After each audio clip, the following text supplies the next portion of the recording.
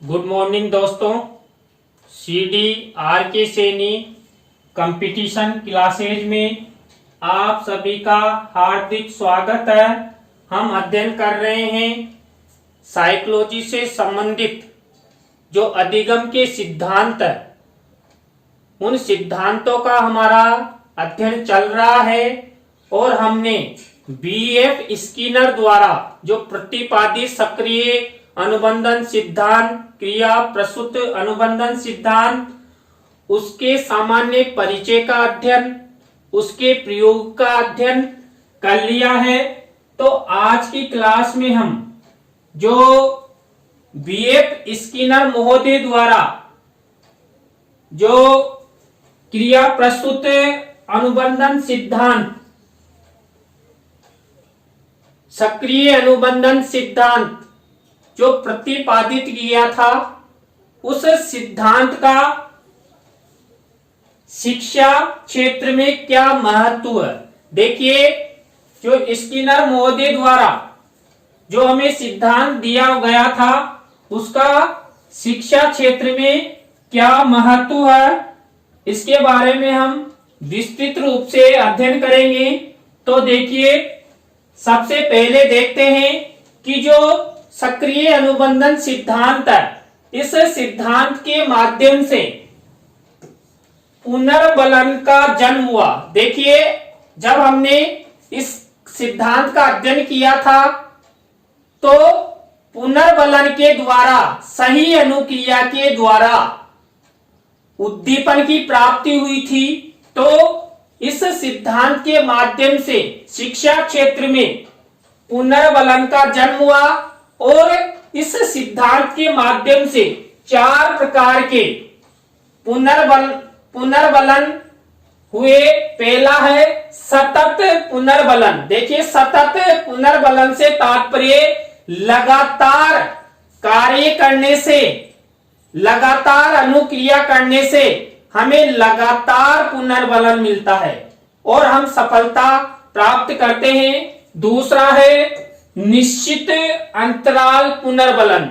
देखिए, हम कोई कार्य करते हैं और उस कार्य में कुछ अंतराल भी हो जाता है जब भी हमें अधिगम होता है। तो इस सिद्धांत के माध्यम से, अंतराल के माध्यम से पुनर्बलन मिला।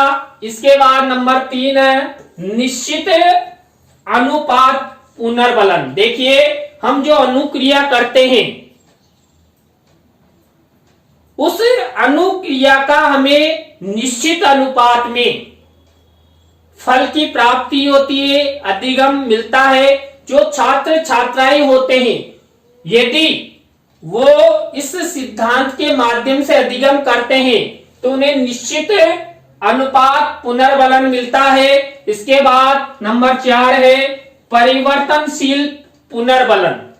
देखिए, हमें अधिगम होगा तो हमारे जीवन में परिवर्तन होगा और परिवर्तन होगा तो हम अपने लक्ष्य की प्राप्ति की ओर आगे बढ़ेंगे।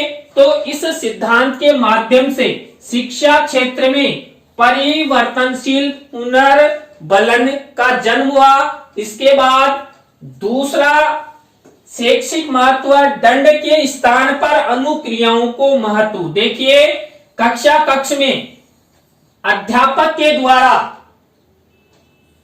छात्रों को दंड दिया जाता है और आप सभी को पता है वर्तमान में दंड का पूर्णतः निषेध हो गया है। हम छात्रों को किसी भी प्रकार से डरा नहीं सकते, धमका नहीं सकते, पीट नहीं सकते, लेकिन मनोवैज्ञानिक दृष्टि से इस सिद्धांत के माध्यम से शिक्षा क्षेत्र में हम दंड की प्रक्रिया को न अपनाकर अनुक्रियाओं के माध्यम से छात्रों को अच्छा अधिगम करवा सकते हैं। इसके बाद अभिप्रेरणा पर बल। देखिए, इस सिद्धांत के माध्यम से हम छात्रों को अभिप्रेरणा प्रदान कर सकते हैं, मोटिवेशन प्रदान कर सकते हैं और अभिप्रेरणा के माध्यम से छात्र अच्छा अधिगम कर सकते हैं और अपने जीवन में आगे बढ़ सकते हैं।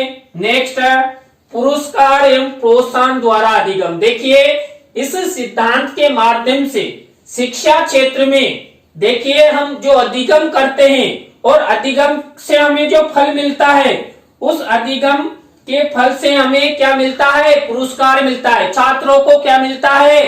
पुरस्कार स्वरूप परिणाम मिलता है, अच्छा अधिगम मिलता है। तो पुरस्कार एवं प्रोत्साहन द्वारा अधिगम करवाना चाहिए।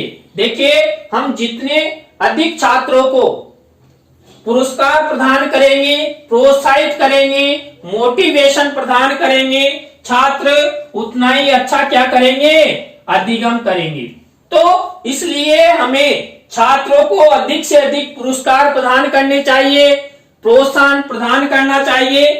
इसके बाद देखिए जो इस सिद्धांत के माध्यम से जो छात्र होते हैं, छात्रों का अपेक्षित व्यवहार परिवर्तन होता है।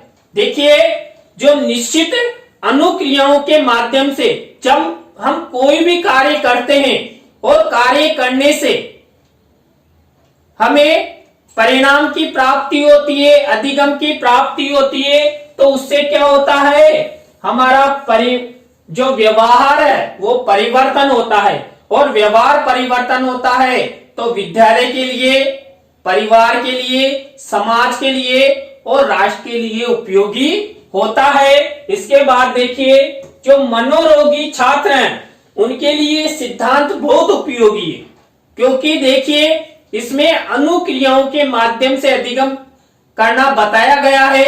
जो मनोरोगी छात्र होते हैं उनको धीरे धीरे एक साथ अधिगम न करवाकर धीरे धीरे अनुक्रियाओं के माध्यम से, अनुबंधन के माध्यम से, पुनर्बलन के माध्यम से सिखाया जाता है। इसके बाद देखिए यह सिद्धांत कमजोर विद्यार्थियों के लिए उपयोगी सिद्धांत है। देखिए कमजोर विद्यार्थी तेज गति से अधिगम नहीं कर सकते, इसके लिए उन्हें क्या करना होता है? धीरे धीरे अधिगम करना पड़ता है।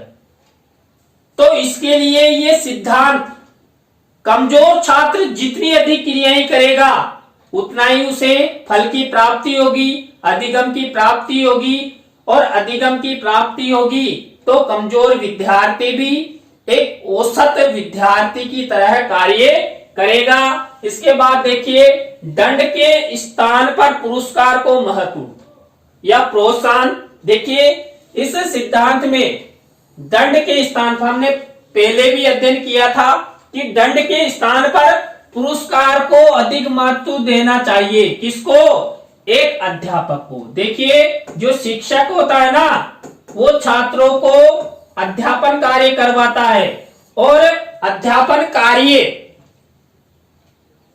जब शिक्षक द्वारा करवाया जाता है और यदि शिक्षक कुछ परिणाम प्राप्त करना चाहता है, सकारात्मक परिणाम वो चाहता है, तो उसे शिक्षक को क्या करना चाहिए? पुरस्कार प्रदान करने चाहिए। किनको? बच्चों को। तो पुरस्कार प्रदान करने से छात्रों में प्रोत्साहन होगा, पुनर्बलन मिलेगा और अच्छा अधिगम होगा। इसके बाद छात्रों के सर्वांगीण विकास का सिद्धांत। देखिए आप सभी को पता है छात्रों का जो सर्वांगीण विकास है वो शारीरिक, मानसिक, बौद्धिक, आर्थिक, सामाजिक, राजनीतिक रूप से यदि छात्रों का हमें विकास करना है तो इस सिद्धांत के माध्यम से, अनुक्रियाओं के माध्यम से, पुनर्बलन के माध्यम से छात्रों को अधिगम करवाना होगा।